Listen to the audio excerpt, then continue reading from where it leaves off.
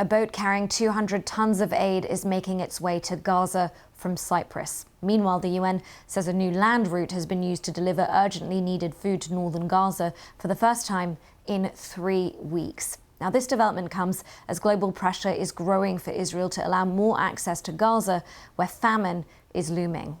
Live now to Jerusalem, our correspondent Yolande Knell is there for us. Yolande, thanks so much for your time. What more do we know about this delivery of aid?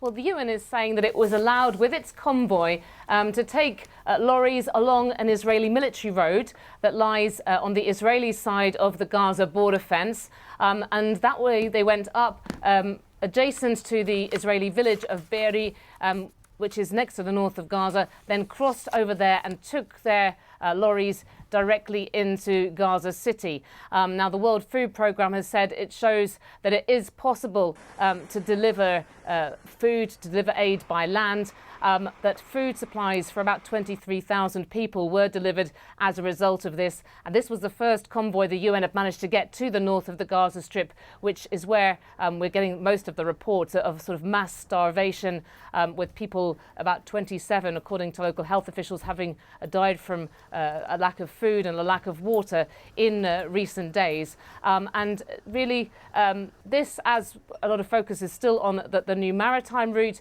while there have been airdrops going on to the north of Gaza as well. But this was the first time in 3 weeks that aid went through this way by road. And Yolande, stay with us because I want to provide our audiences with another update, and I'd love to get your take on this afterwards. Now, overnight, 3 Palestinians were reportedly killed by Israeli security forces. We received this UGC footage of a 13-year-old boy being shot while holding a firework.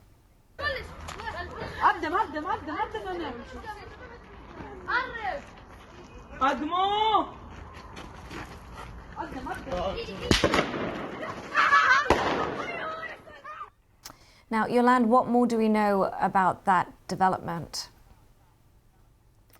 Well, this footage comes from the Shufat refugee camp in occupied East Jerusalem, and the 13-year-old boy who was killed, Rami al-Halhouli, has been identified by local media, really was the first person killed in East Jerusalem since the start of Ramadan by Israeli security forces. And of course, we have been saying for a few days now that tensions are running particularly high. This is a sensitive time.